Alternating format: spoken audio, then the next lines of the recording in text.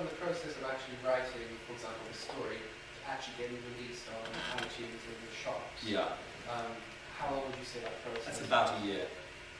So I'll do one of those horrible, I'll be approached to write something, I'll say what you want to write, and I think, well, I'd like to do sort of a Kipling story set in 1920s India, and it's going to have people who turn into tigers. Great, okay.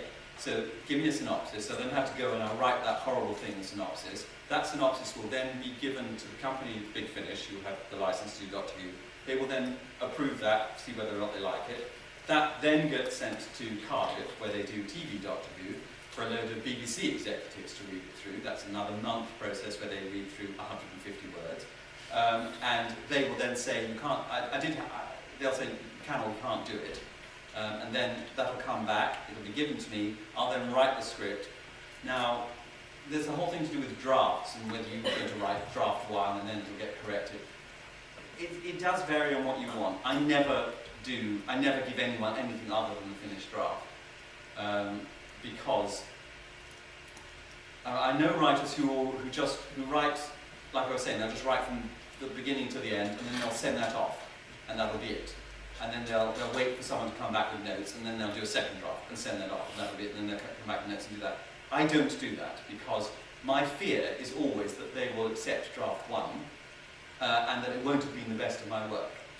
And that they'll say, great, this is brilliant, let's do that draft one. You think, well, I haven't polished any of the dialogue, I haven't done this, I haven't done that. And I have a fear that also, the first time someone reads your work, that's the most memorable time for them.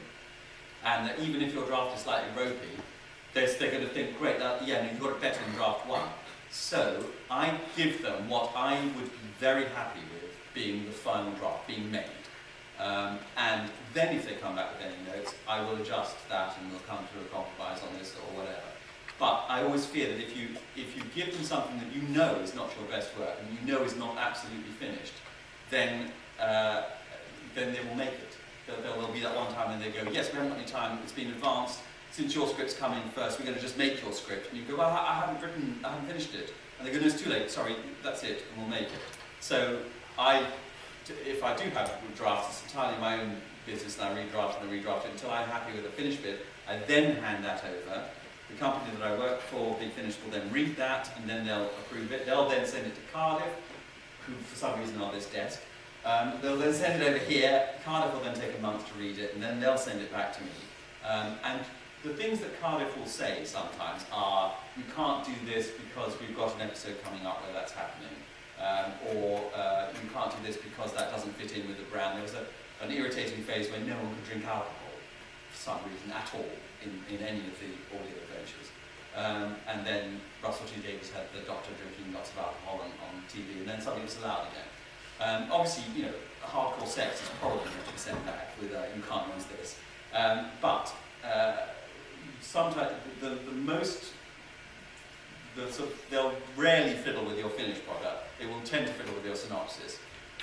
Several years ago, I wrote a synopsis about evil aliens that live in the ink of books and come out of a library and kill people. And they sent it back saying, you can't have that because Stephen Moffat is writing a similar story called Silence in the Library, and you've both got similar ideas. So I then had to put that on the back burner and think of something else, do another story, and then try and rework that and think of another way of doing it. It didn't sound like the Bastion and the Rada, which was the one that Stephen had created. So it's impossible to predict that kind of thing. You just be prepared to take it back and take the knocks and then reconstruct it and bring it out as something else. But yeah, I think the important thing if I have one great piece of recommendation to you, it's don't let a piece of your work go out that you're not completely happy with in the first time.